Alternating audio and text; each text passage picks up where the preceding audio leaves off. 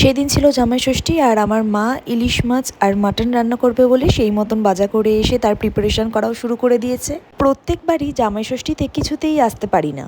এবারে তো তাও আমরা বিহারে থাকি, ওয়েস্ট বেঙ্গলের কাছেই, মাত্র এক রাতের জার্নি, তাই আসতে পারলাম। নয়তো যখন দূরে থাকতাম গুজরাট অথবা মুম্বাই, ওখান থেকে আর জামাই ষষ্ঠী উপলক্ষে আসা হয়ে ওঠেনি। তাই 2019 সালের পর আবার আজকে জামাই ষষ্ঠীতে আসতে পারলাম।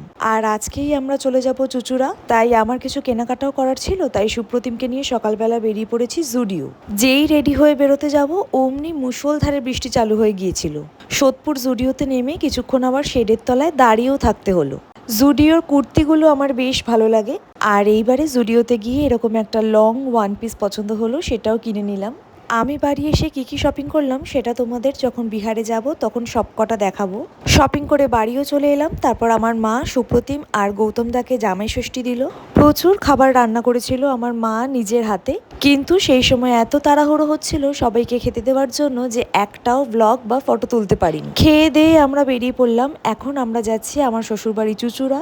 নিচে বাবা মা সবার সাথে দেখা করে ওপরে আমার ঘরে এসে জানলা দরজাগুলো একটুখানি খুলে দিলাম। টাটা।